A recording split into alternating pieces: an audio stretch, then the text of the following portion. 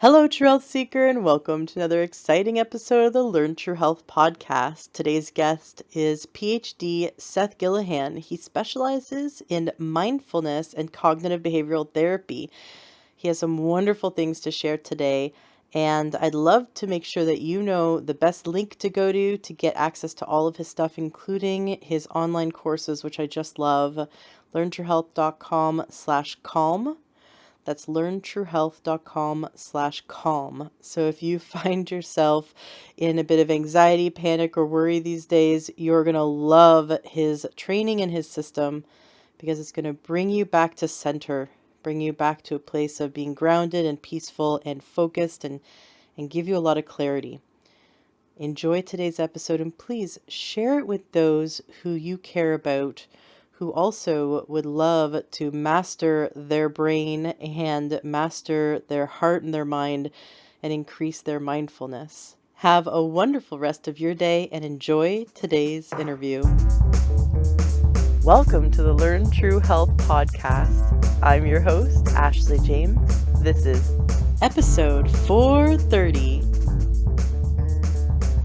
I am so excited for today's guest. We have with us Ph.D. Seth Gillihan. You are a licensed psychologist and you're the host of the weekly podcast Think, Act, Be. I'm really excited to have you here because you specialize in cognitive behavioral therapy, and that's something that is so cool. To me, it's like one of the coolest things in the world. I know we were talking about how it might be like really dry and boring. I don't think it's boring at all. I think it's so cool that you can help someone to shift their mind and their behavior and their results in life, that we can reprogram ourselves, and that cognitive behavioral therapy is not painful. It's not like Freudian where you like sit and have to relive your childhood over and over again and cry. No, it's actually just like really quick. You get to the root of it and you shift your behavior, which shifts your results, and you can shift your whole approach to life. So it's really exciting that people can break free from phobias and anxiety and, issues that have plagued them their whole life. And I love that, you're an expert in it. You've written several books in it. You have a wonderful online class so people can right now, in the comfort of their own home, start to shift their life. This is the perfect time to do it. I'm just so excited, Seth, to have you here today. Welcome to the show. Well, thanks a lot, Ashley. Thanks for that warm introduction. And yeah, I think that is right about CBT. I think it does tend to have that reputation of being somewhat dry and maybe a kind of formulaic approach. But hopefully, by the end of our talk today, we'll show that that doesn't have to be the case. And there really is a lot more to it. And the techniques can be, very quick and effective, but can also be quite deep. I love it. I love it. Before we dive into learning from you today and learning tools for shifting our life, I want to learn a bit more about you. What happened in your life that led you to want to become a psychologist, that led you to want to help people in this way? Well, it's an interesting question because the answer really has changed over the past, definitely the past couple of years. And, I've been doing I've been doing cognitive behavioral therapy and mindfulness related approaches for the past, 10, 15 years. Mindfulness really is in the past 10 years and CBT longer than that. And I never really, I wasn't prone to a lot of anxiety or depression growing up. So I wasn't quite sure what drew me to it initially. In hindsight, I think some of it might have been seeing family members struggle with those things, and unconsciously on my part, wanting to offer some kind of help and not really knowing what to do. And I was inspired by my grandfather's life of service. He was a physician for over 50 years in rural eastern Kentucky. So, I knew I wanted to do something, some way of being of direct service to people. And I wanted to do it as effectively as possible, which got me into CBT and later into mindfulness. But it was only really through my own prolonged sickness that I'm actually still recovering from, that I really found what to me feels like a really holistic integration of mindfulness and CBT that I've started calling mindfulness-centered cognitive behavioral therapy, because it's not about kind of tacking on this third technique. We can do cognitive stuff and behavioral stuff, and here's some mindfulness stuff if you need it. But viewing really our spirits as central to who we are and to everything else that we experience, and so putting mindfulness in that place really of priority within the approach, and letting it lay the groundwork for everything else that we do. Because I think as we'll talk more about, it's much more effective to address our thoughts and our actions when we're coming from a place of really being centered within ourselves, rather than being kind of off kilter and in that kind of frenzied chaos we often find ourselves from. It's hard to make really positive changes from that place. What was the first aha moment that you had when you were your first experience with cognitive behavioral therapy? What was the first, like, oh my gosh, this is amazing, like body tingles, like amazing shift for you?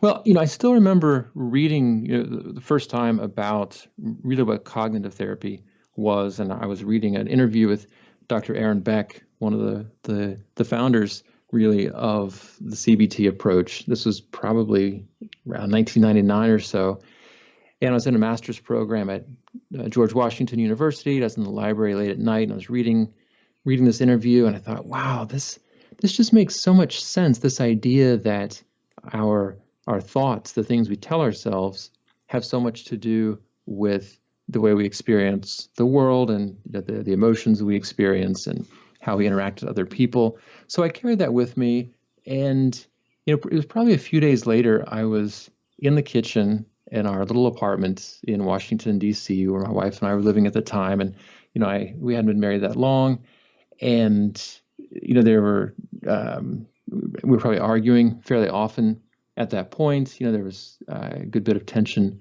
in our relationship at times, and I was, for some reason, it stands out in my memory. I was in the kitchen and I was getting ready to bake a frozen pizza, and I don't remember what the specific thought was, but some thought about my wife went through my mind. It was some kind of interpretation of, like, well, she thinks such and such, or she's treating me in some way, and I caught it in that moment. I was like, oh wow, like that's an interpretation. And the way that I am seeing my wife in this moment, or the story that my mind is crafting about who my wife is, or what her actions mean, has everything to do with the way that I'm seeing her and the way that I feel about her.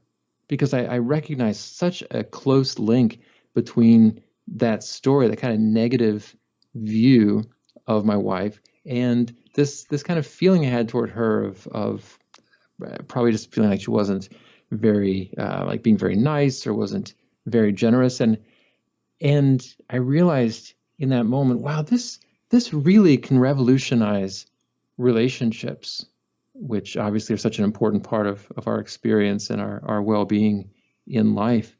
And so really from that moment, I think that's when it really hooked me, and I realized the power and the potential of it. Excuse me. How has this type of therapy helped you in your health? Well, it really, I have to think, to when, I guess this goes back at least a couple years now, maybe coming on 3 years, when I realized, so I had what it appears turn out to be toxic mold poisoning. Yeah, from my now former office, or my old office, or my mold office, as I Mold like to call office. it. Oh my gosh. Ah. And I only got out of there a few months ago, and so thankfully since then, it's been, slow and uneven recovery, but worlds better than it was, um, 2 or 3 years ago. So this has been going on probably at least for 5 years, really when the kind of uh, the umbrella of this really began. And through the just the stress and the uncertainty and all the unknowns and questions about what is going on with my health, why can no one figure out why I have no energy, I can't sleep, um, my brain is fuzzy, all this wide range of these sort of non-specific symptoms that wasn't clear why they all should hang together.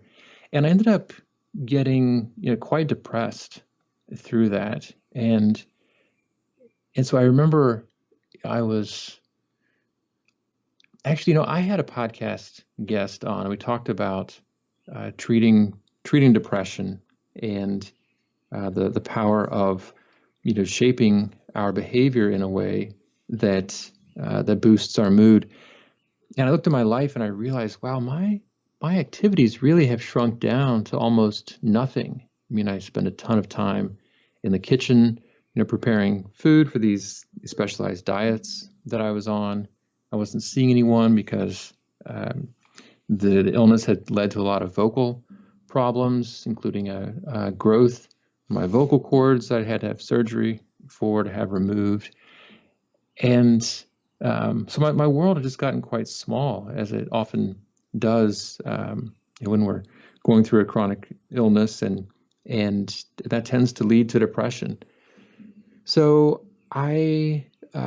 as I was reading this book in preparation for my interview with this guest, who's also a psychologist, I thought, you know what, I'm going to put this into action. I'm going to, do CBT on myself. And so that led me to, really think about what are the life-giving activities that I can build back into my life, that I'm actually able to do now, even, with the physical limitations that I have.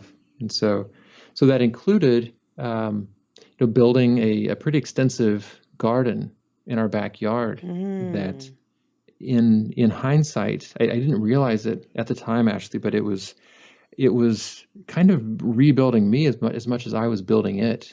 I felt just compelled, almost not against my will, but more than I was willing myself to just throw myself into the work of building this garden. And at a time when I had very little energy, and yet I was building these 8 raised garden beds, and doing all this learning to figure out how and what to plant, and figuring out the watering schedule and all that, and that really was a big part, I think, of the process of beginning my healing. And I still experience those benefits now, as the crops are coming in again, and it feels like there's that resonance, the life in the garden and the life within me. I love it. I love it. I love it. There's so many ways that nature or gardens metaphorically represent our life and our health. And Yeah. I think that's so beautiful and healing that as you built that garden, you also built that inner garden as well. Yeah, I remember the day when it was one of the first really warm days last year, and the whole garden had grown in, and the way I had built it was there were 4 beds kind of on the outside part of the garden, and then the inside was 4 triangular beds arranged in a way like with the long edges facing in, so it formed a kind of diamond on the insides. There's kind of an opening in the middle, and so I was working in that opening, and I knelt down, on both my knees to pull something out of the ground or something, and it just hit me in that moment. It felt like an act of reverence. It felt like an act of worship, and I used it as exactly that, to just say thank you. Like, I can't believe here I am. I'm feeling well. I'm, surrounded by all this green and this energy, and this is not this is not the Seth Gillihan who went to graduate school, to become a psychologist and learn CBT. This was something different. It had a much more overtly spiritual feel to it than, I think I would have been a little wigged out by me, 10 years earlier, but that's what happened. I love it. Well, and we we grow so much when we look back to ourselves 20 years ago. I've been thinking a lot about, 1999 transitioning into the 2000s, and that was 20 years ago. It just feels like yesterday, but it also Mm, feels like a whole lifetime. And I've had these thought exercises of what kind of conversations I'd have with my 19-year-old self, back in 1999. What kind of conversations would I have, and how different am I, and what's the same, and yeah, that yeah. and that thinking then in 20 years, what's my life going to be like when I'm 60? Who Mm, who who am I going to be when I'm 60, and who's still going to be me? What's still going to be me, and what's going to be different? Because we are growing, and that's good. That's a good thing. We want to grow and change, and we want to shed what's no longer serving us. We want to yeah. shed the anxiety, or the habits that are no longer helping us. Whether it's, something obvious like alcoholism or smoking, or if it's something, less obvious like maybe in quick to interpreting things in a way that sets you up to feel like a victim, or not allowing you to quickly resolve issues, and instead go to anger or other negative emotions. And so it's like this is part of the wiring of the brain, and we can shift it. So it's, if we can look at our life like, what's no longer serving me, and what can I shift now. Maybe it would help if you could explain what cognitive behavioral therapy is, because a lot of people who have not been to a therapist, we all think therapy is, basically what Hollywood has portrayed for us. There's a stigma that only sick people go to therapy. And I Hmm. don't think that that's the stigma for the millennials. I've seen more and more that in the younger generation, that therapy is seen as something that we go to become even better, to, or to at least like for preventive medicine. I have a friend, and told her story on the podcast before, but I have a friend who she's in her late 30s. She has a 5-year-old daughter. She has a wonderful boyfriend who's the father of their child, and she is a personal chef for people like wealthy families in Seattle. And so she's constantly traveling to these different houses and cooking for them, and very, very busy. And she said on Facebook one day, people ask me how I keep it all together, because she's constantly go, go, go, between having a wonderful relationship with her boyfriend, being a great mom, being there for her daughter, and running her own business. Like, how does she do it all? And she says, I see a therapist 3 times a week. She goes, that therapy for me is what allows me to keep my sanity, and it is something that people should do. Like, they go to the gym, like, you take a shower, you should go to a therapist, because if I didn't go to therapy, I'd be blowing up at my daughter. I'd be, yelling, or I'd be putting my stress onto other people in my life instead of processing it. And she goes, I don't bring my work home. I don't bring my stress work home. I don't, and if I'm stressed about something, I process it, and I don't project it onto other people. And that's what therapy's done for me. And she said that, the old there's certain generations that still think that therapy is something that you have to wait to get sick, and then it's taboo, and it's oh, it's like they're touched with the plague or something if you're going to go to therapy. Whereas other people are beginning to see that therapy is something that you go to the gym for your physical body, you go to a therapist or a counselor for your mental and emotional body. And so, maybe if you could explain the different types of therapies. Like, cognitive therapy is so vastly different from Freudian, for example, which is the Yeah. stereotypical therapy that we've been exposed to if we've sort of followed Hollywood. Right. Yeah, yeah, and I love the comparison to the gym because we're not surprised when someone who goes to the gym is in really good shape. But as the example you gave shows, we might be surprised when someone who's really well adjusted emotionally goes to therapy. But but right, but it could be, that someone is, able to cope with things because they go to therapy. Not that everyone has to be in therapy, but yeah, there's certainly no shame in it, and the way you describe it is how I tend to see it, that it's really for anyone at any level of, the things they want to work on, whether for real, really debilitating issues, or because they feel like they just want to get more out of life and live as fully as possible.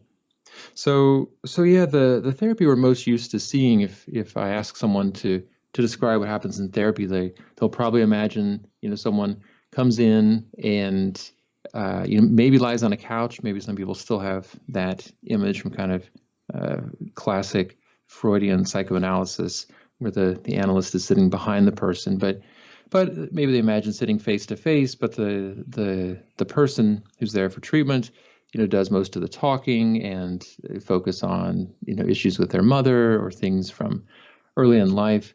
And that is the kind of more traditional Freudian or psychoanalytic, or what's now called psychodynamic approach. So it's, influenced by Freud, but not exactly the type of therapy that Freud delivered, because real analysis is like 4 times a week, and it was for many years.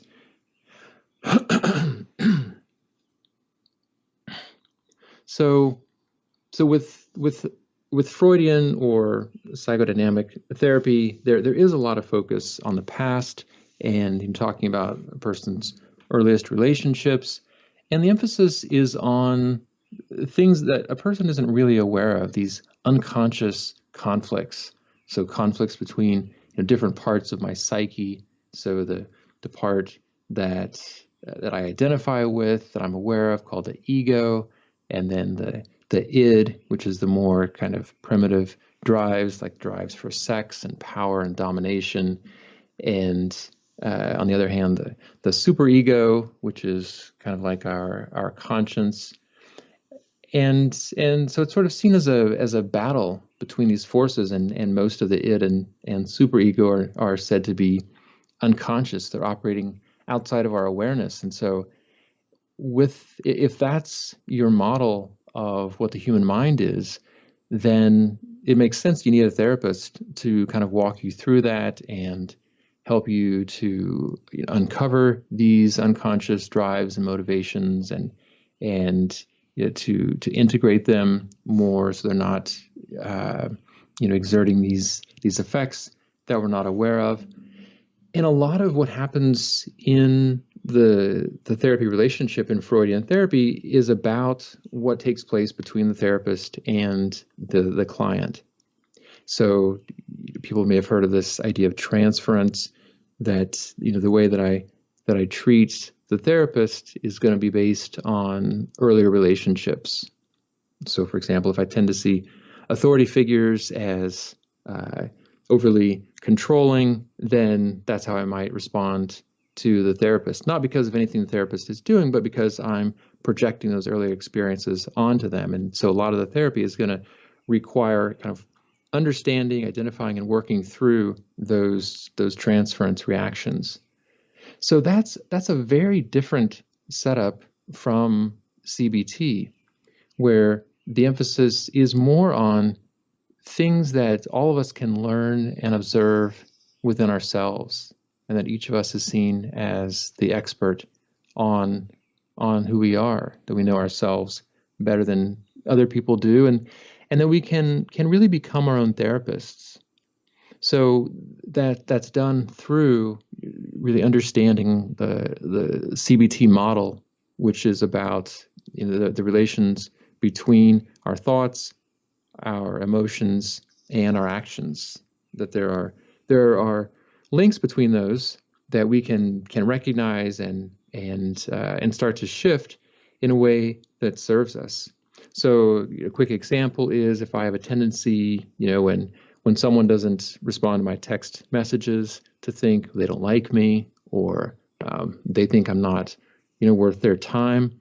To first of all recognize that as a story that we're telling ourselves, may or may not be true. Like that story that I was telling myself about, what my wife did as I was making that frozen pizza back in DC. Recognizing the stories we tell ourselves, and then we can examine whether or not they're true, or maybe there are alternative explanations. Like, is there any other reason why someone might not have texted or responded to my text? Maybe they didn't get it. Maybe they're busy. Maybe it got buried in other messages. Maybe they're homeschooling their kids in the middle of a pandemic. Could be anything. So that's something we can all learn to do, and so that's one of the emphases within CBT, and it's also highly collaborative. So again, there's this idea. It's not that I'm, as a therapist, I have this specialized knowledge that you'll never have access to, and you'll require my input and interpretation to figure things out. But rather, I have some tools that I've been trained in that may be helpful to you. But it really is going to take the two of us coming together to figure out what's going to work for you through trial and error, and through really this kind of evidence-based approach, trying things out, seeing what works, keeping what does, and trying new things as we need to. So the cognitive part is about our thoughts. The behavioral part is about becoming more aware of our actions and things that influence our behavior and the effects of our behaviors. So again, an example might help. If I'm someone who has a lot of social anxiety, and I also am dealing with low mood, then I might have this choice where I can go to a party or I can stay home. And if I look at the different payoffs for those different choices, then I have a better chance of making one that's going to really serve my longer term goals. So the short term payoff for not going to a party that I know is going to make me feel kind of socially awkward is I'll get some relief. I won't have to face that anxiety, and so that avoidance will be rewarded in the short term. But the downside is I don't have the eventual enjoyment of going to the party. I don't feel a sense of accomplishment from facing that fear, and my mood is going to tend to be worse because I'm going to continue to be isolated and alone. So by understanding those payoffs, I can choose the action that's going to have the best long-term outcome. So the cognitive behavioral approaches are the first two waves of CBT, and then mindfulness came along as a third wave. But I'll pause for breath there in case you have questions. So with cognitive behavioral therapy, the client is not seen as a victim or seen as broken. They're seen as someone who's the expert of their own person, and you're a collaborator with them as their therapist. You're a collaborator. You have tools. They're the master of themselves, and you're helping them master their inner world and then their effect on the outer world. Yes. Yeah, that's a nice way of saying it. And yes, and definitely not broken. I always ask in the first interview about a person's strengths, because those strengths are the things we're going to emphasize that are going to help a person to address the things they want to change. Brilliant. I love it. I love it. I think I'm so passionate about cognitive behavioral therapy because everyone can benefit from it. Is there anyone that shouldn't do cognitive behavioral therapy? I mean, that's a really good question. Going back to Aaron Beck, he was kind enough to write a blurb for my second book on CBT, and he said something to the effect of, these principles would be helpful basically for everyone, and I tend to agree with him.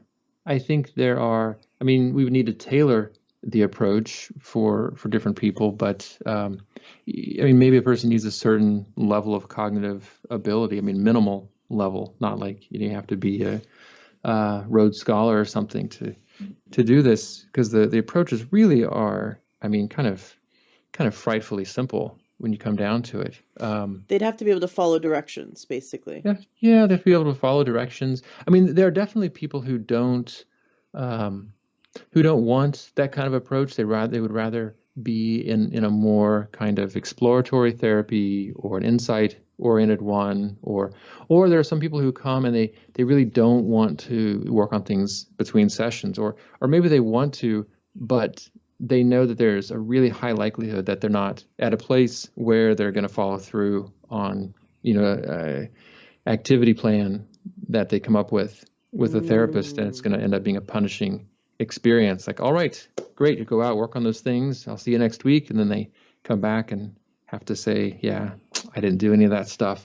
So, that may not be the best therapy for someone in that position, um, but in general, I think, so I should say, as much as I love CBT, I I've also had major reservations about it over the years, and so I want to put that out there, and and I don't think that everyone should do it, or if someone's doing a different kind of therapy, they're doing the wrong therapy. There are lots of types of therapy that can be effective, but if someone is interested in CBT, I can think of very few cases where it wouldn't probably be helpful. Now you've taken CBT and you've shifted it, like you said, you had some reservations. You've seen where it could be improved upon, and that you've brought in more mindfulness, more of a spiritual approach. Tell us about your approach to CBT. Well, that's a really nicely worded question, Ashley, because you asked about the more spiritual aspect, and that's really what I came to, because and this goes back to what you asked about, my own um, kind of experiences and development along the way, and there were, through that period of my illness, there were so many nights where I just, my energy would just get worse and worse throughout the day, and by the evening I would just feel completely despondent and suicidal at times, and I was lying on the couch so many nights, just despairing and feeling like I had reached the end of myself. And yet there was something in me that kept going, that kept me going. I didn't understand it, because all I wanted to do was just stop, was just, give up. I don't know what that would have looked like, although, like I said, there are times where I thought, I should just do everyone a favor and end my life. And I realized in one of those moments when this phrase was going through my mind, I've just reached the end of myself. I've reached the end of myself, but I realized that wasn't the end. That there was something else there and it felt in that moment like I needed to come to that place in order to find what was next. And what I found was next was my spirit was there, and that my spirit was undiminished by anything that I'd been experiencing. That it was as big and as vibrant and as alive as it had ever been. That it was unperturbed by anything that was happening on the surface of my life. And I felt such strength coming from it when I felt like I had nothing to give, that it was this spirit within me that was me and yet was more than me, that I was drawing strength from, that I was drawing sustenance from. And so that led me to, I felt like it was that spirit that actually drew me back to CBT, which seems a little bit funny to me, that kind of that feeling of something eternal and grand drew me to such a mundane approach, something that is so kind of concrete and nuts and bolts. But what I love about it is that it feels very integrated, that the sacred in my life is intimately tied to something as simple as what I put on my calendar. And so that really is what led me to to see, I understood as I realized the spirit within me and this connection to the spiritual. I realized that's why mindfulness tends to be so effective. It's not just a way of kind of hacking our attention system and not focusing on the future because that makes us anxious, but that our spirit is kind of like our bodies. It exists in the present. And so when we really come into the present moment, we open to our experience just as it is, we invite ourselves to connect with our spirits. And that is such a vital place. That's a place of such vitality. And so I actually thought about calling the Think Act Be approach. That's my kind of shorthand for mindfulness-centered CBT. Think for cognitive, act for behavior, and be for mindful presence. I thought about calling it spirit-centered CBT, but I thought that might be a little less accessible for people. It might be a little, people might scratch their heads a little too much with that, but to me, it feels interchangeable. That that really is what it's about. It's about operating from that spiritual connection. And so I think CBT is more effective when it comes from that deeply grounded place. And I think that CBT can help us to move toward that place of connection with our spirits. And so it ends up being this really kind of beautifully circular process, this kind of virtuous circle of spiritual connection, drawing us to right action, right thinking, which in turn reinforces our spiritual connection and really keeping us healthy and grounded and continuing in that direction. And so much in my life has changed over these past few years as I've been drawn, not even really through. It hasn't felt like all right, I made a decision. I'm gonna start living mindful CBT type of way, but it's just kind of what I've been drawn to, and that's really strongly affected my work and my approach with CBT, because I was starting to feel like it was just this kind of it felt superficial. It felt like it wasn't really getting at the heart of what people were coming to me for, and yet there were times when so many people I had seen in working with them, these really profound breakthroughs they had made just through mostly a cognitive and behavioral approach, but they really had been able to come home to themselves in a way that did feel deeply spiritual. I love it. Well, I think we're spiritual beings at our core, and if you could remove the blocks to get us there, if you can remove any blocks to allow us to get back to being connected with Source, then that would just enhance all the quality of every part of your life. Yes, and that's exactly how I think of it. That we are spiritual at our core. That you were saying earlier, it'll be interesting to see in 20 years.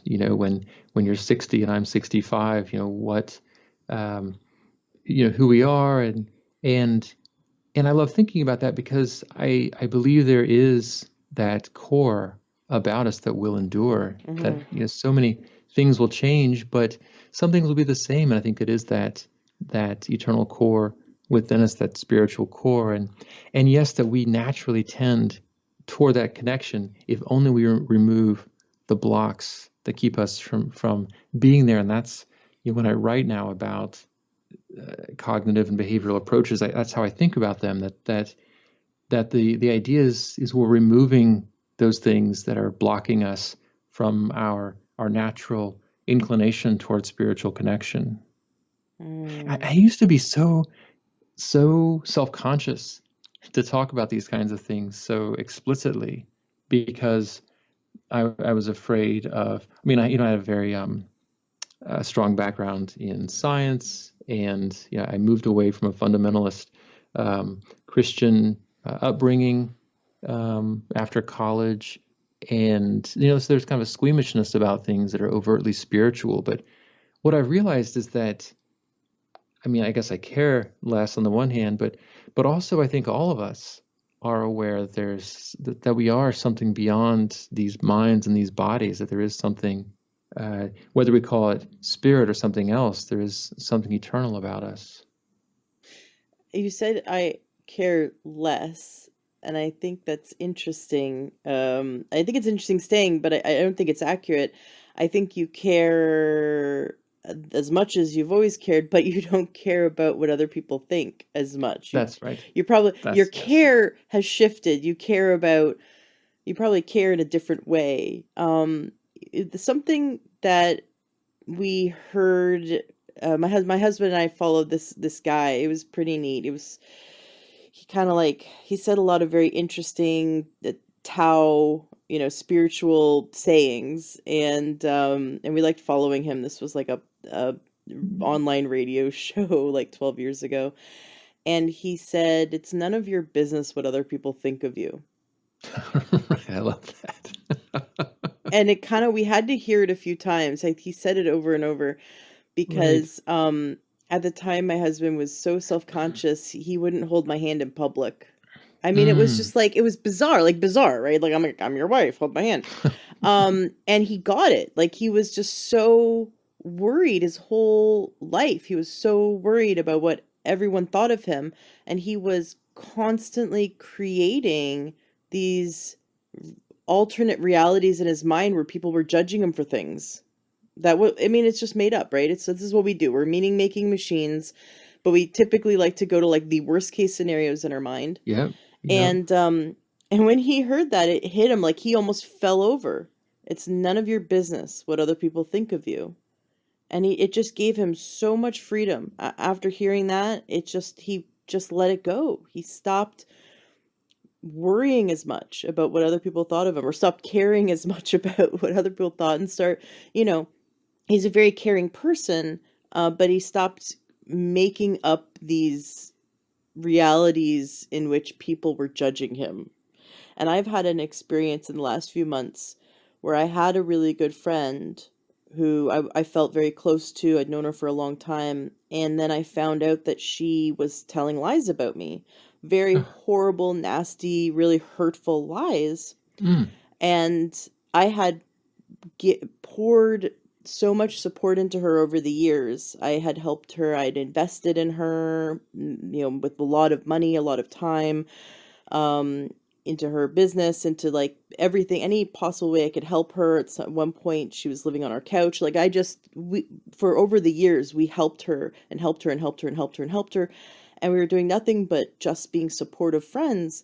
And then she turned around and she said these really, really nasty things to another friend about us that were not true. I mean, they're all lies, but in her mind, they were true. And at first, obviously, I was very hurt. I was very angry. But then I sat back and I asked myself, like, what reality does she live in which she's interpreted my kindness as evil, right? Or my my Yeah. support as a friend as that way. Like she must be living in such a sick world, like, or such a warped reality, to have interpreted my generosity as something other than just generosity. And then it hit me and I started laughing. I went from just being angry and hurt, so deeply hurt because someone I considered one of my best friends I felt betrayed me. But I didn't make it about me. I was more like thinking about like, wow, like what's going on in her life, that's her reality. That's really like a scary reality she's invented for herself. And then I started laughing because I got that Mm. I spend so much of my time worrying about what other people think of me. And I create in my mind, like I'm worried that people are going to judge me because I didn't pluck the chin hairs today. Like, oh gosh, I got out of the house without plucking these chin hairs, and people are just going to be like judging me, or like oh, left the house and there's a tear in my whatever pants or whatever. Like I'll just in my mind I'm worrying what other people think of me, right? And I've decided that they're going to worry about what I think they should worry about. But Mm, she what she made me realize is that there's no use in investing your energy in inventing things to for people to worry about, because people are going to come up with their own stuff. They're right, going to make up their stuff about you that is so wrong, that is so off kilter, that you would have never guessed that you should have been right, worrying about that. And I laugh because I'm like, why invest energy into worrying about what other people think when people are going to come up with their own stuff to judge you on, and you can't control it, no matter how virtuous you are, no matter how good of a person you are. I mean, even people interpreted Jesus the wrong way. You know what I mean? Like, no matter right, how good you are, there's going to be people that don't like you. But it's not about you. It's them and their life and their baggage. And don't invest any of your energy in making up what to worry about, because they're off doing their own thing, inventing their own stuff about you, and it's not you, it's them. And so it gave me a lot of freedom. It was a hard lesson to learn, losing that friendship, ultimately, but at the same time it was a beautiful lesson she gave me, that when I walk out of the house with my chin hairs unplucked, I rest assured that the people who love me will see past them no matter what. And the people who are judging me are going to invent their own things and probably not even see the chin hairs, because they're just going to be making up their own stuff. And I can live my life, just connecting with those who love me, and moving on, and letting go of the worry of judgment. So that yeah, when you said that, it reminded me that it's that when we focus on worry, we're self-creating so much anxiety and stress, and it doesn't serve us. It's actually really interesting. Why is it that we have this mechanism? Because it doesn't help our survival. In fact, it harms our physical health to have a mechanism in which we are constantly in anxiety and worry, right? That doesn't actually help us survive anymore. So why do we do it? I mean, I think as best we know, it's because when we were being selected for, it was helpful, and there was a time when your neighbors rejecting you could be a life or death matter. If you were excluded from the clan, then that could be a matter of survival. Mm. Um, but yes, now it's completely counterproductive that we spend all our time worrying about things that don't happen, and as you pointed out, worrying about the wrong stuff. Like we get it wrong. We probably worry about the wrong, dying from the wrong things. It's probably not the thing we're worried about that's going to get us. It'll be something else. But I love how you described it, that it's not like we have to trick ourselves into thinking like, well, no one's ever going to think anything bad about you, or you're never going to get sick. But you don't know what it's going to be, so you may as well stop trying to figure it out and just live what's in front of you. But yeah, it. I mean, I think so many of us are asking ourselves that question, Ashley, of why it is that, why am I spending so much time unproductively in my head, doing things that aren't helpful, thinking in ways that aren't helpful, and I think it does go back to that. I mean, our minds are trying to do us a favor. They think they're doing something positive for us, that they're keeping us safe by warning us about all these potential disasters. And that's why I think we really have to retrain our minds, because our default is toward threats and danger and insecurity.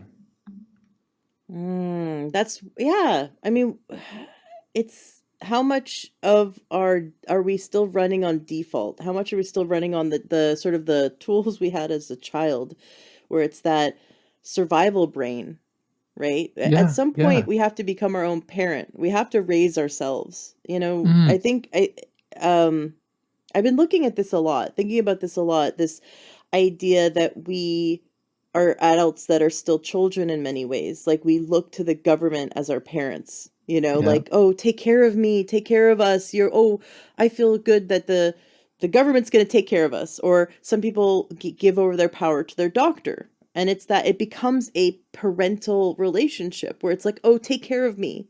I am helpless. I don't know what to do. Take care of me. And we kind of revert back to that becoming a child where someone else has the answers Yeah. and we can just go about our day because someone else is going to handle it.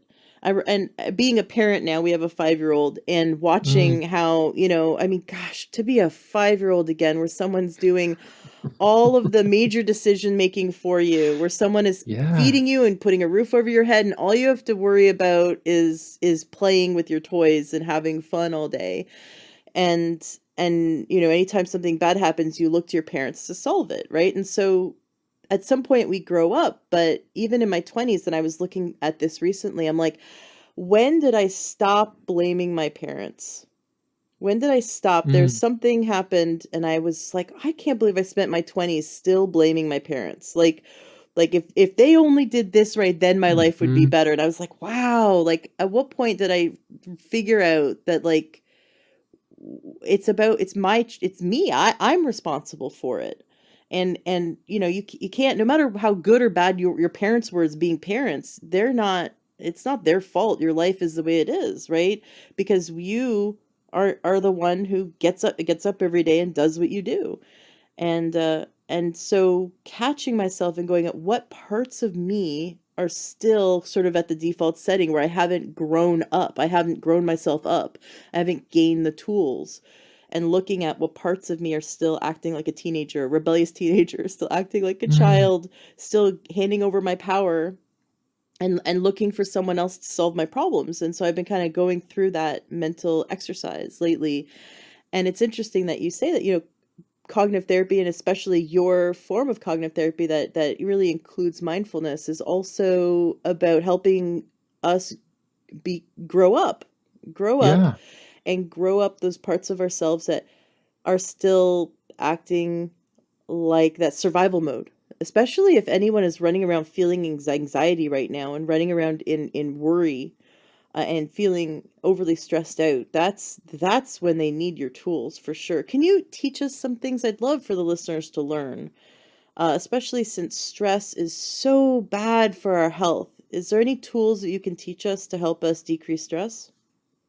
Yes. Yeah. And I love what you said about, well, first of all, I'm glad that you saw through that idea that your parents were to blame for everything in your 20s, because I think we can hold on to that kind of belief, well beyond, into our 30s, 40s, 50s or older. So I think, that's a positive thing.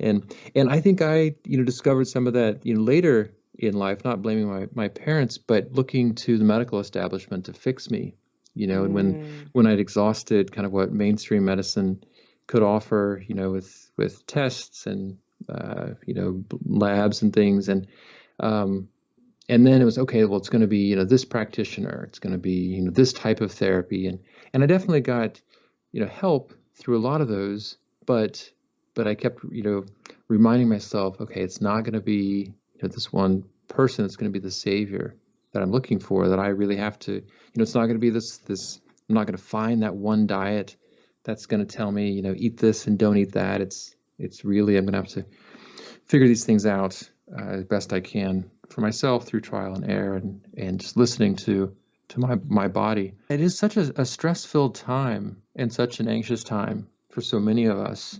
And so the mindfulness-centered CBT approach that I use, the emphasis really is on, it's not on short-term like rescue fixes, like Pepto-Bismol for anxiety. Like, oh, if you're anxious, take this will knock it out. Try this trick or this technique. There are, I think a lot of the practices that can be helpful in the middle of anxiety, but the most effective approach is to build the type of life where anxiety is not the dominant force, or stress doesn't have the upper hand. So it starts, with very, basic wellness exercises, like, literally moving our bodies and attending to our sleep, treating sleep as a sacred activity, and honoring our bodies and our minds with the foods that we put in them, and what and how much we drink.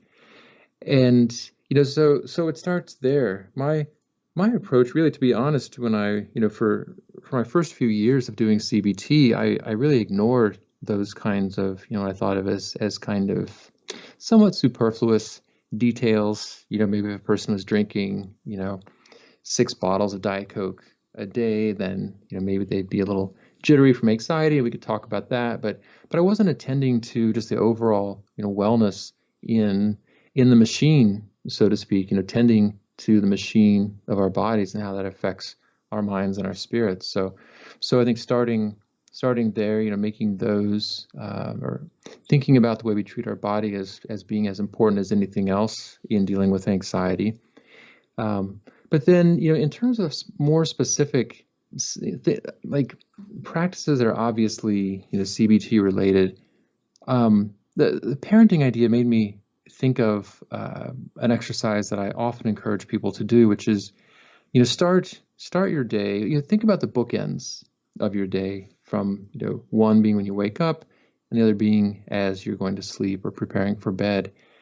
And when we wake up in the morning, it's common that we wake up with a lot of anxious arousal, because our like stress hormones like cortisol and norepinephrine are going up during that time, because we're preparing to mobilize for the day. But that can kind of jolt us awake, kind of launch us into sort of headlong into our day and our busyness. From going back to that, the premise of mindfulness-centered CBT, starting our day from that place, that kind of wobbly place of being out of balance. That's not gonna set us up for having the best kind of day. So even taking a few moments when we wake up to just to say hello to ourselves. And I'm thinking about the reparenting idea that you talked about. Maybe like when a parent goes into their let's say their 2-year-old's bedroom in the morning when the child wakes up. The parent doesn't say, "Hey, you're awake. All right, come on, let's go." And they don't grab them and bring them out of the crib and overwhelm them. At least I hope not. With a lot of energy and intensity. But they say, "Hey, good morning. How are you? How did you sleep?" I mean, this whatever question you ask a 2-year-old. I mean, our kids are older than this now. I don't know if I ask them like, how'd you sleep last night? But you greet them and you connect with them. And I think we can do that to ourselves. Just say hello to yourself in the morning before you jump into your day. Maybe it involves, I think, taking 5 calming breaths in the morning can be a useful exercise. Lying in bed, just feeling your body, kind of coming into your body as you emerge from sleep. And then, asking ourselves, what kind of day do I want to have? Rather than, I think our default question is something like, how are things going to go today? Or I wonder if there are going to be problems today. But those questions really make us feel kind of like victims as we start our day. What is today going to do to me? I hope I can survive today, versus what do I want to bring to this day? Who do I want to be? How do I want to serve today? Where can I find opportunities to show love? Where do I want to direct my attention today? And those kinds of questions, it's such a different emphasis. All these things, again, I mean, this is not an academic exercise. These are things I rely on. Even, as recently as this morning, I woke up and, my first inclination was, all right, got to get up, start that blog post that that came to mind last night. And then I thought, no, let me just, spend a few moments here, and see what it's like to start the day that way. So that's number one. That's a long explanation, but really the beauty of most of these things is they take for anywhere from a few minutes to a few seconds. It only takes a few seconds to say hello to yourself before you get up and do whatever is next. Would you And then recommend journaling or meditation, or do you have exercises for people to follow in the morning? I do. So I have, well, I have a couple of decks that I think I'm excited about because I think they work. They're card decks. They're just literally a deck of cards with a practice on each card. The one that's been out for I guess a couple years now is kind of more general CBT approaches for I think probably anyone could find helpful. And then I've got one coming out soon that's focused on anxiety, rumination, and worry. So both of them have practices that can be, some of them are for any time of day, some of them are specific to morning, kind of setting your course in the morning, some of them are useful at night. So there are different types of meditative activities. One that I like is called I think I called it, well, there's one called Thank You, Good Night, where you do write down things you're grateful for from that day. Um, but I like a gratitude breath exercise that you can do anytime, but I think I found it to be useful, like if you wake up in the middle of the night and you can't fall asleep, and it's easy to turn to worries or frustrations, like, why am I not falling asleep? If I fall asleep now, I'll only get 4.5 hours. Come on. And we can redirect that energy to, with every breath cycle, bring to mind one good thing in your life. So inhale, exhale. At least I've got a bed. Inhale, exhale. My a specific friend. I've got a refrigerator. I've got a house. All these things, and we don't have to try to force ourselves to feel grateful, but just direct our attention to the things that we have. So it's a meditation, but it's also a kind of training our attention to notice what's going right in our lives instead of what's going wrong. I love it. I had a man named Michael Weinberger on the show a few times. He has manic bipolar and has attempted suicide several times and has been very plagued. His life has been plagued with mental health issues, and so he found therapy to be essential. And he got to a place where he needed tools in order to just not kill himself that day, basically. Mm-hmm, And mm-hmm. what he found that his morning routine was the difference between whether he was going to kill himself or not. Wow. And his morning routine was that he would wake up and ask himself on a scale of 1 to 10, like, where's my mood, right? Like, where am I? A scale of 1 to 10, whether it's happiness, sadness, whatever. And so he may wake up and be like a 3. And then he would write down or text or something. He'd grab the phone and write it down there, write it down in a journal, 3 things he's grateful for. Mm. And then ask himself again, how on a scale of 1 to 10, like, where am I? And he'd notice that always his mood would improve simply by taking the 90 seconds it takes to write down 3 Yeah. things he's grateful for. And then no matter what, no matter how bad he felt, he'd get out of bed and take a shower. And that would shift his mood. But he had a certain routine in the morning, in that there was a inward reflection, just checking in with yourself. How am I feeling? And not judging it, not making story like, oh, because Mm-hmm. I feel this way, my whole day is going to be, no, just checking in, like, hey, how are you doing? Just like you said. And then he'd write down 3 things he's grateful for, and then he'd check in again. And another thing he added to his routine was reaching out to anyone, and just letting them know that you think are thinking about them, you care about them, or thanking them for something.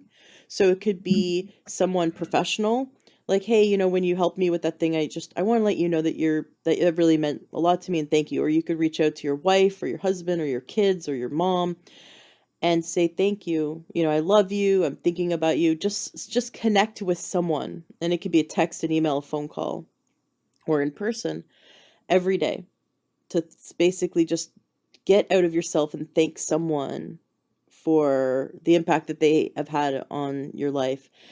And so he ended up taking all these things and making an app so that people could log Mm. into the app. And the app also has like reminders for that you can set for medications. So it's like a mental health app that he created. Oh, And wow. yeah, and it's so in the morning you press the number like on a scale 1 to 10, how are you doing? And then you type in the 3 things you're grateful for, and then it like has reminders set up for mindfulness and for like connecting with others and letting them know that you're grateful for them. And he created his app, because those were his tools that helped him to stay alive and on the track towards mental health and now he's much more stable. And so it's just really neat that, there's a lot of parallel with what he noticed really works, and he was at a point where it was like he was ready to break. And so Yeah. those tools really helped him. And then you're saying these same things, and it's just really neat that there's a lot of parallel there, between the two. Now, you really help people with anxiety, and you have this online course, and listeners can go to learntohealth.com/calm. That's learntohealth.com/calm to gain access to your course. Tell us about your course, and also I'd love for you to teach us something about eliminating anxiety. Great. Yeah, I'm really excited about this course. I'd wanted to do one for a while, and finally did one this year. So it's a pretty deep dive into mindfulness-centered CBT for anxiety, stress, and worry. And so it's 24 lessons. A person could do it, over 4 weeks if they wanted. 6 lessons a day. Sorry, that would be ambitious. 6 lessons a week, or they can space it out longer than that. I mean, really, it's up to the person. As once they enroll, they have lifetime access to the materials. So each lesson begins with a guided mindfulness exercise, or 24 different mindfulness exercises. You're asking earlier about specific practices. We offer a lot of different ones. A person can find, you can kind of sample a lot of different approaches and find what works for them. And then there's a video-based lesson for each day, focusing on recognizing and reducing stress, or finding cognitive tools or behavioral approaches that help us to deal with anxiety. And then I spend a full 5 lessons talking about worry, because worry is such a common issue that so many of us struggle with, and also a really difficult one, I think, to break out of, because it's mental, so it's easy for our minds to kind of do it automatically. And worry actually is really interesting, and maybe I'll focus here in terms of ways of reducing anxiety, because worry, I think we often think of worry as well, I'm anxious and worried, like almost like worrying is something that happens to us, and it is somewhat automatic, but it's also something that we do. It's a mental behavior that becomes a habit, because it feels safer in a way to worry than not to worry. And so we will tell ourselves things like, well, I should worry, because it shows that I care, or I can prevent bad things from happening if I worry. And all these beliefs and assumptions that reinforce our tendency toward worry. So the problem with worrying is that it's self-reinforcing.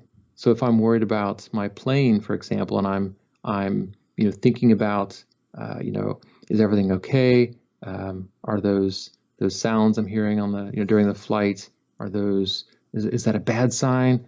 And I'm and looking at all the faces of the crew, and seeing are they worried, and imagining what it would what I would do if the plane suddenly dropped in altitude. So I'm suffering as all that's happening, but when the plane lands, the lesson that my brain is going to take from that is not, well, that was silly, I shouldn't have worried, but it's going to be, thank goodness you worried because you got the plane here safely. Now, we don't think that rationally, but when things don't go badly in our lives, our brains want to know why. And so they're going to look to see, well, what happened before things turned out okay? And a lot of the time the answer is you worried. So the lesson is, well, you better worry next time, because that's how you keep the plane up, or that's how you keep people from thinking badly of you, right? Or that's how you keep Oh my from getting gosh, terribly. there's a payoff. We There's a see total we payoff. see that worrying gives us something because we're still alive, we're still safe. So it must have been the worrying that got us there. Must have been. Yes, thank goodness for that worrying. Imagine what might have happened if I hadn't. It's our magic feather. We believe that we, again, probably not consciously, and cognitive therapists can believe in the unconscious mind. Um, but yeah, so we want to break out of that cycle by not arguing with our worries, not getting into a back and forth with them. So if the worried mind says, "What if the plane crashes?" then the most effective long-term response is to say, "That's a possibility. That could happen." And that's not going to lower anxiety immediately, most likely. So, well, no, well, I Because don't in want it our to mind, crash. the plane's still crashing. So the body Right. is still reacting to Yes. it. Its body's still in stress mode. Yes, exactly. And so we can reassure ourselves and say, well, there 20,000 planes land safely every day in the United States alone. And that might give a little bit of relief, but then the mind is going to come back with, but how do you know? How do you know your plane's not going to be that one? Because it does happen. It's not like it's impossible for planes to crash. And so we can get out of that back and forth, like, what if? Well, okay, no, it's probably not going to happen. It's probably okay. Oh no, but what if? By saying like, yep, that could happen.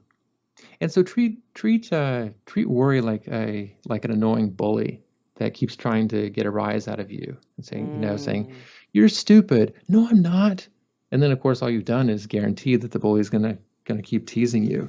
But if you say like, yep, you're right, I'm an idiot, the bully's gonna be confounded. So with worry, same thing. You could say, yep, that's a possibility. I can't, that's not something that ultimately I control.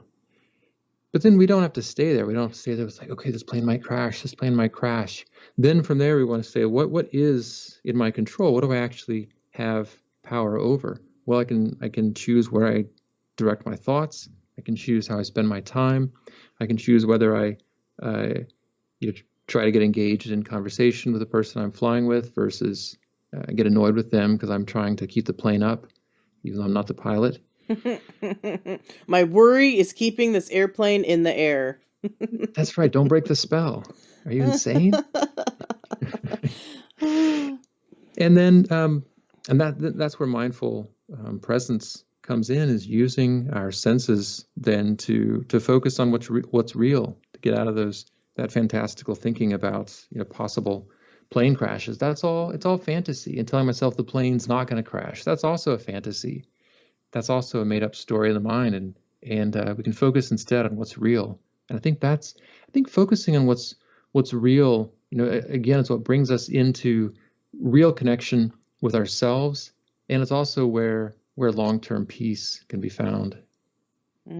So for those who have anxiety about their future now because of the long-term effects of the COVID shutdown, Yeah. people are worrying about their long-term security, whether their job is at stake or whether their, the food chain has been affected or whether their schooling or, just like I have a friend who is in college, and I was just talking to him last night.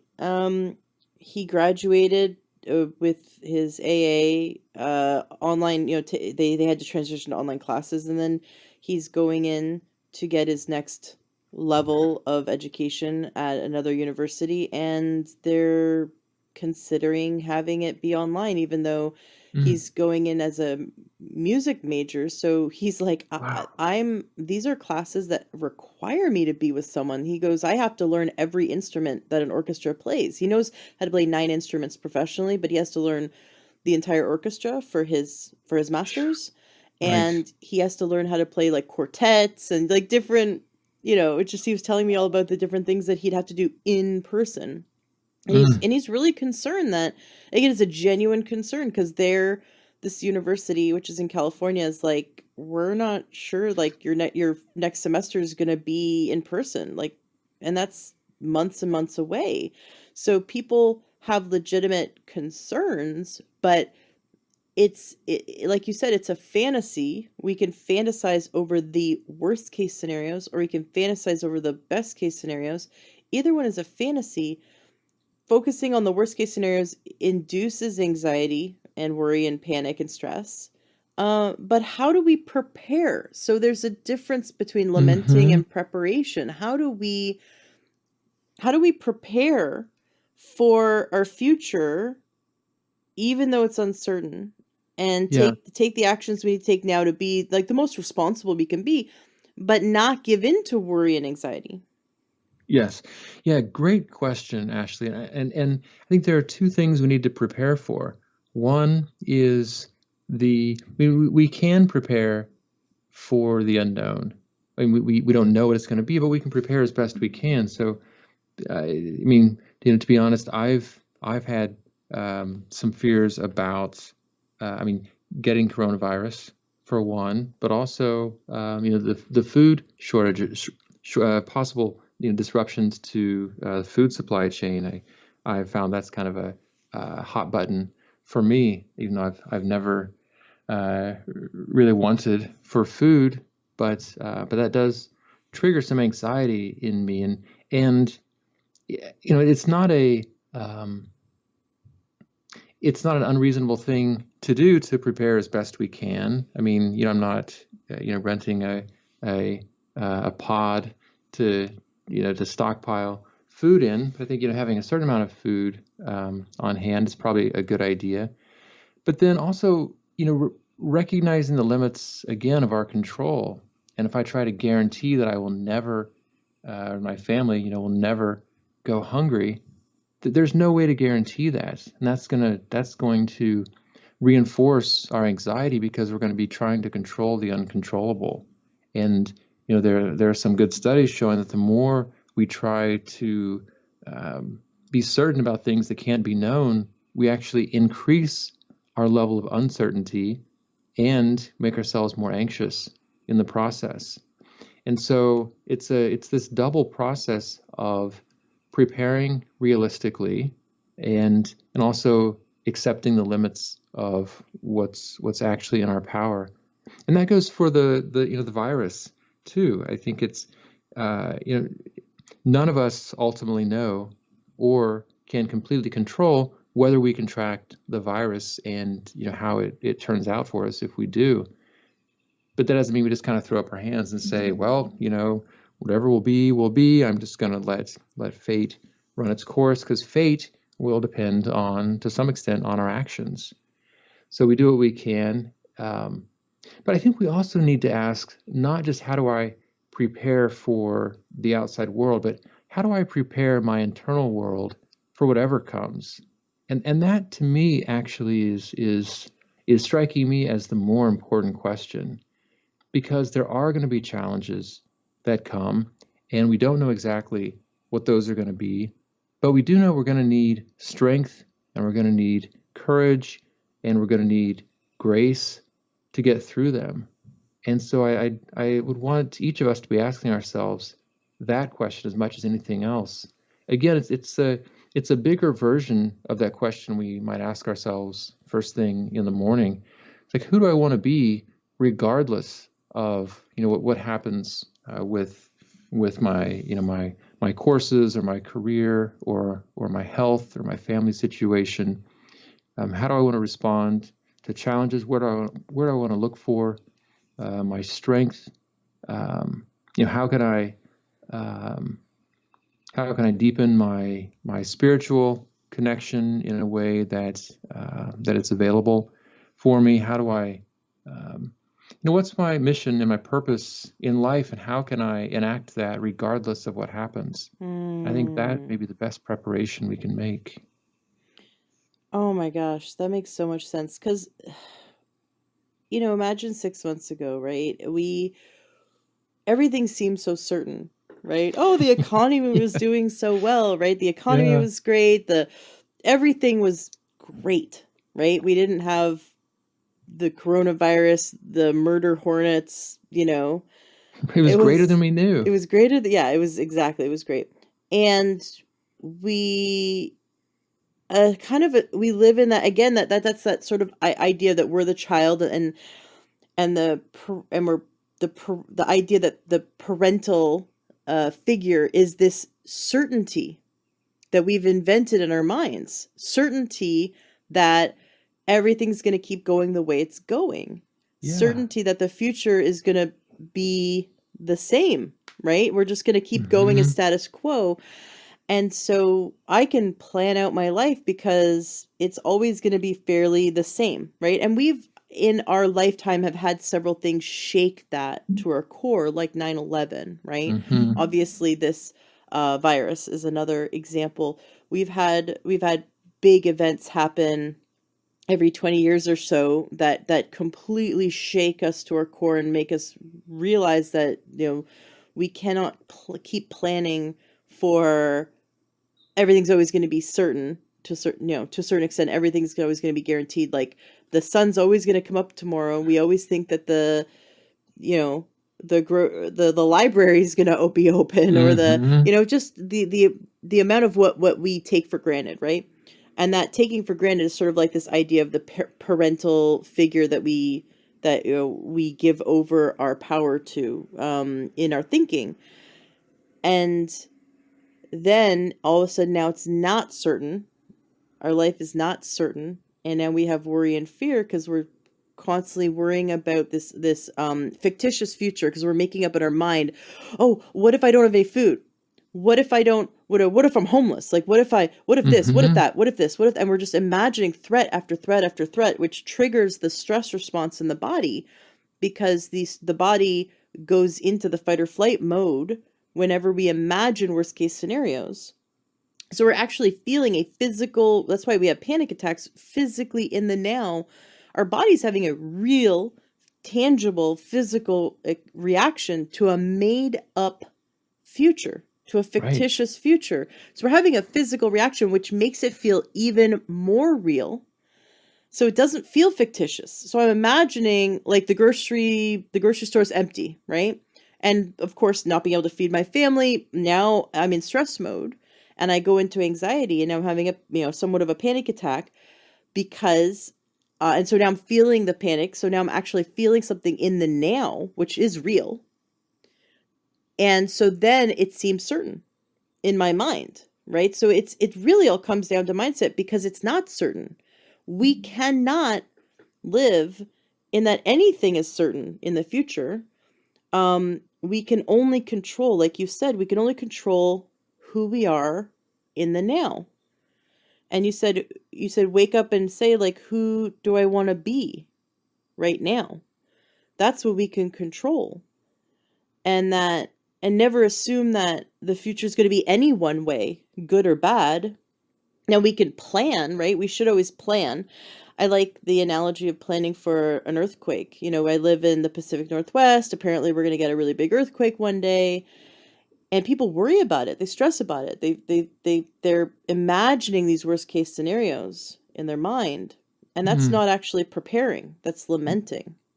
Yeah. And preparing is like, okay, let's get together with a family, create a family plan, have some, 7 days of storable food or whatever, right? Have a first aid kit, have everything you need to have and prepared for these different, possibilities. And so you've got the storable food and water and emergency kit and everything that you should have.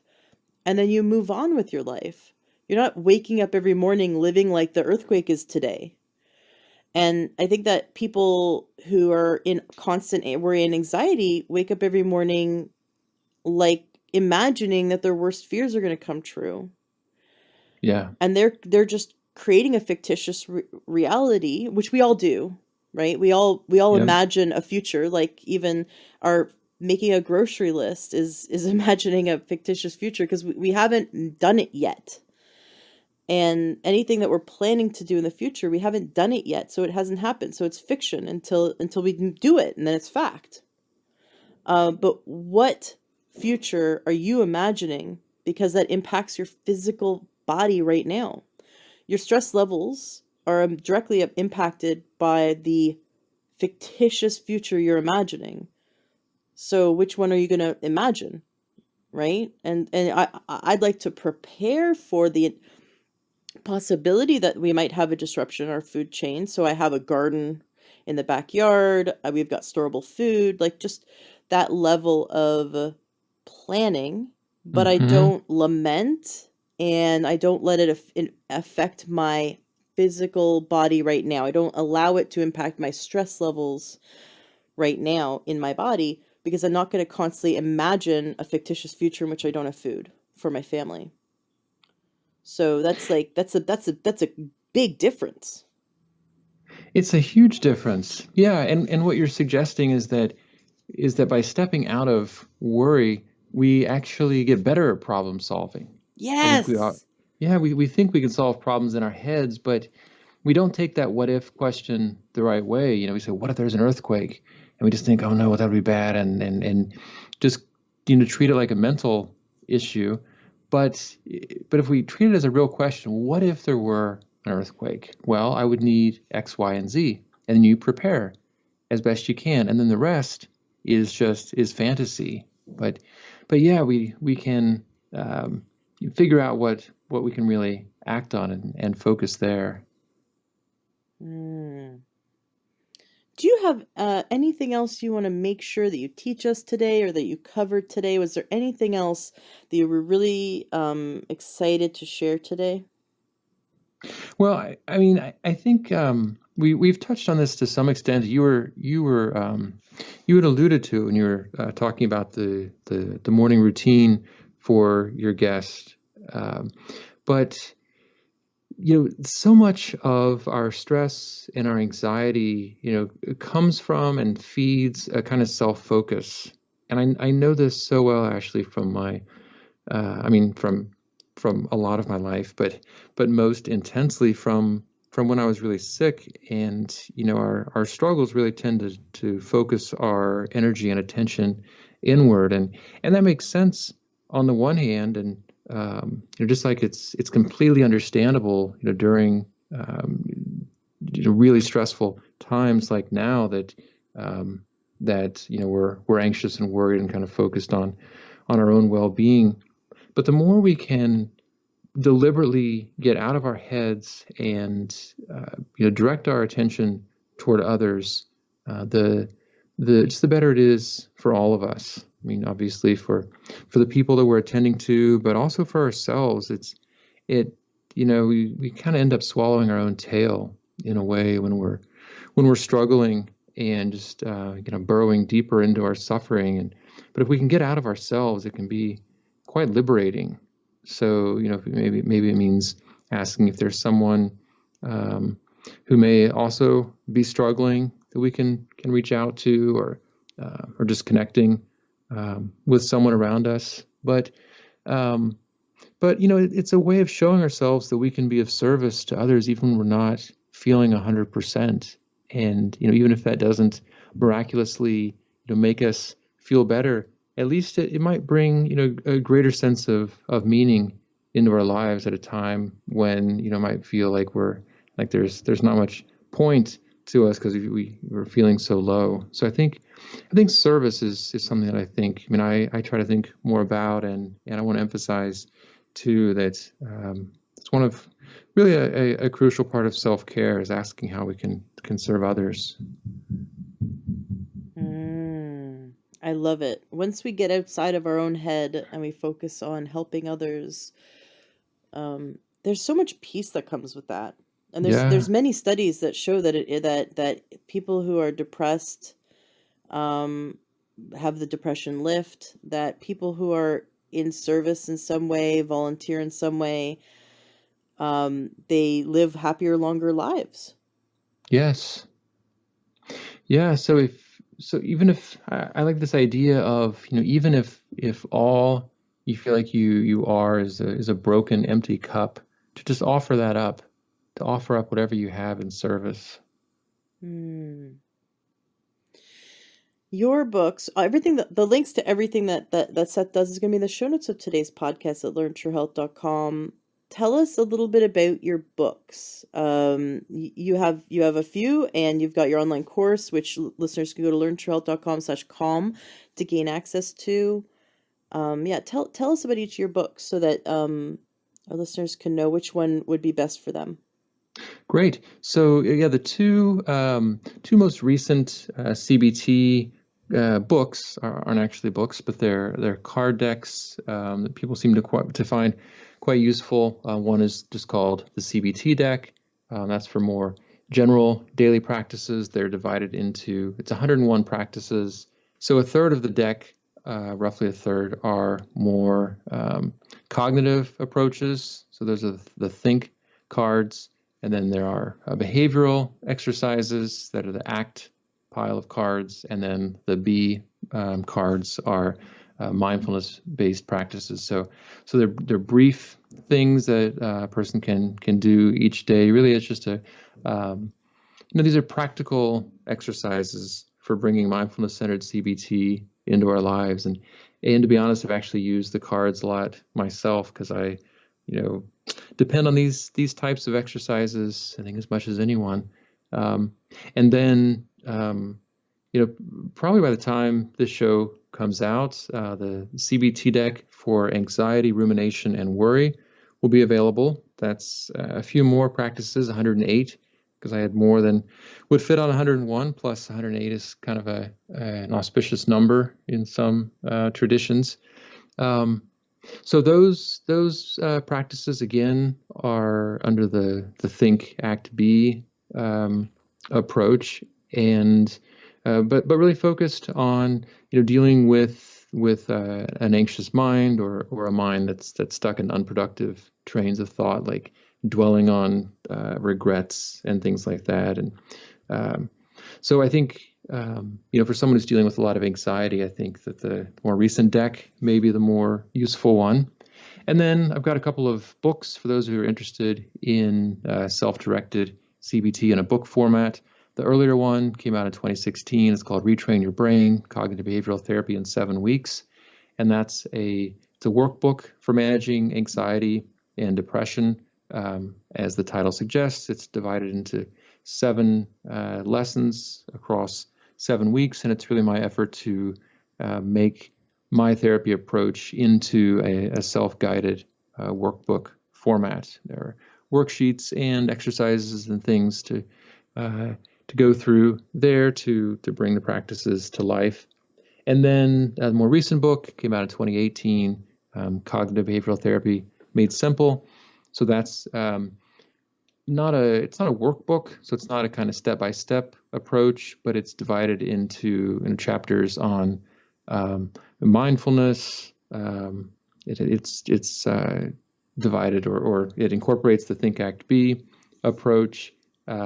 There's a chapter on self-care, so it's really a broader approach to managing difficult emotions using mindfulness and CBT.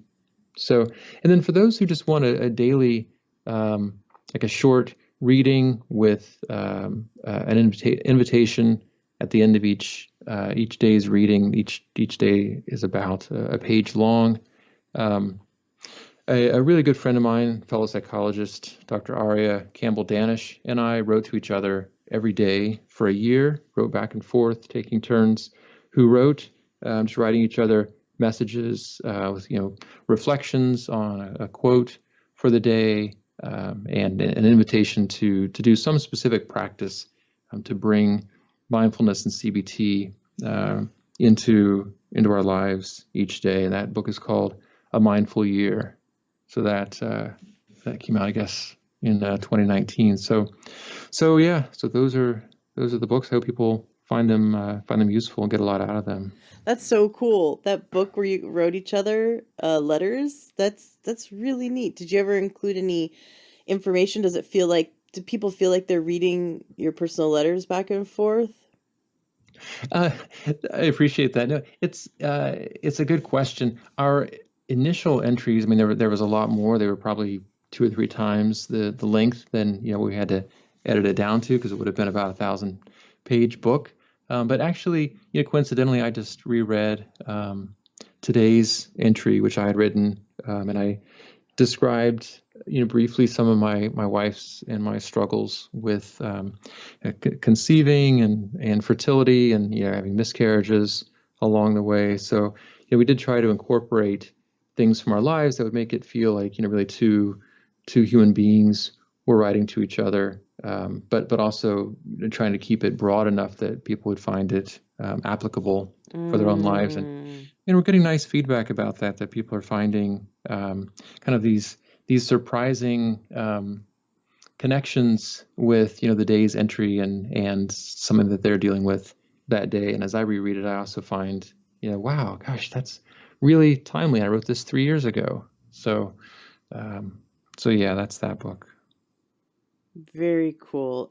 Do you have any stories of success that you'd like to share from either people who've read your books or worked with your decks, or even your podcast? Do you have any stories of success of specific people who have had some great results working with your content? Mm. Yeah, I get a number of emails from people that just out of the blue, people who've used the book or a deck, and found it useful, and I'm always touched, because it's the most I think any self-help writer could hope for, is that people are actually not just reading what you write, but finding it useful. And there's a young woman who wrote just heartbreaking story about losing a family member recently, and dealing with substance use issues, and just overwhelming depression and anxiety, and having gone through one of the CBT books, and just finding it comforting, and I think I don't mean this to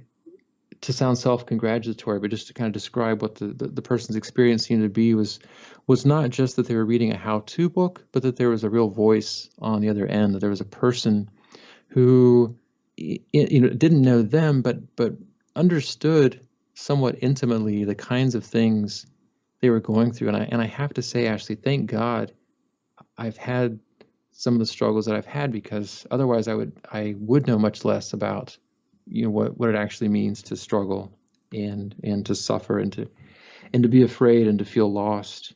And she just described a kind of she was still working on things, but said she no longer felt hopeless. She felt like she had hope, and knew she was going to get through it, and was grateful that she had tools to do that. So I'm always touched by those kinds of stories.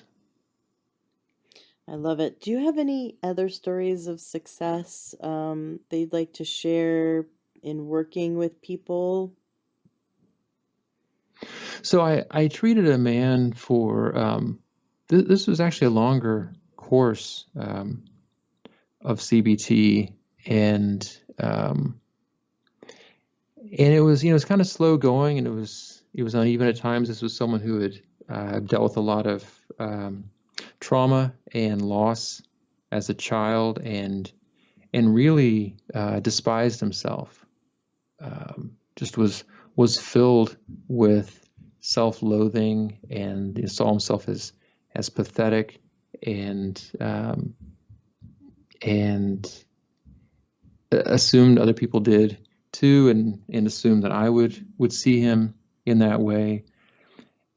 And I think this was where a lot of the mindfulness was helpful. So, I mean, the behavioral things that we worked on and the cognitive techniques certainly played a part, but so much of it was just about, being in, staying present with someone, being witness to someone's experience, um, and letting ongoing relationship with someone be direct evidence against their assumption that they would be despised and abandoned by everyone. And so over the course of a couple of years, I mean, this was someone who actively and expressly wanted to die, wanted to end his own life, and saw that as an inevitability. And because I think partly because I didn't make that, it's scary as a therapist when someone tells you that, because suddenly it can feel like a liability. But if we focus on it as, what's my risk here, I think that people quickly detect that and know this is no longer about my well-being. This is about your legal defense. And by allowing the person was not in immediate danger, so it wasn't like hospitalization was necessary. But by not making that the focus, by making it okay for a person to have thoughts of suicide at times, and to have a part of him that sincerely wanted to die, that I think there was a kind of mindful acceptance that had to be there to allow that I had to bring to the therapy room, to allow all that experience to be there in a way that helped this person to feel fully embraced exactly as he was, even with his suicidal thoughts. And so that really became kind of defining in a way of our relationship, that feeling of acceptance, even of that, perhaps most distressing part of his experience. I mean, from the point of view of a therapist. Through the course of our therapy, this person, gradually was able to start to question the beliefs he had about himself, about his own inadequacies and failures, and assumptions about how other people must see him, and eventually, and this just broke my heart in the best possible way. This person told me that he actually cared about himself, and he actually loved himself, and I was blown away. Could not believe when he said this, because that idea of loving himself, I think, like probably for a lot of us, just made him feel really kind of squirmy for the longest time. That feeling of like loving myself, like ick. I can't possibly imagine directing that kind of regard toward this person. But eventually he did. So that goes back to the point you made early on, Ashley, about how we don't come to therapy because we're broken. I think we're driven to therapy by the part of ourselves that's whole.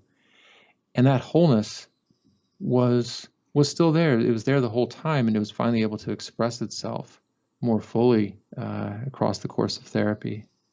So it's that kind of experience that, and along with my own personal experience of spirit-centered CBT, that kind of restored my excitement about CBT. That it's not a superficial approach. It's not a collection of hacks. It's not just a way of tinkering with thoughts and behaviors, but it's as deep an experience as will allow it to be. Beautiful.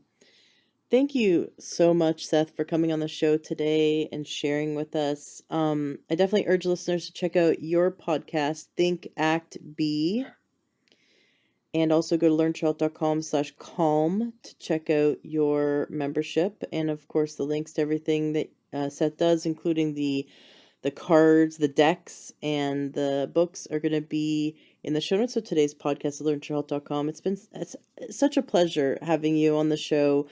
Mental health is just as important as physical health, and mental health impacts our physical health. So we can't separate our mind and our heart and our body. We are one, and we need to take as much time to foster a healthy heart, a healthy mind, along with a healthy body.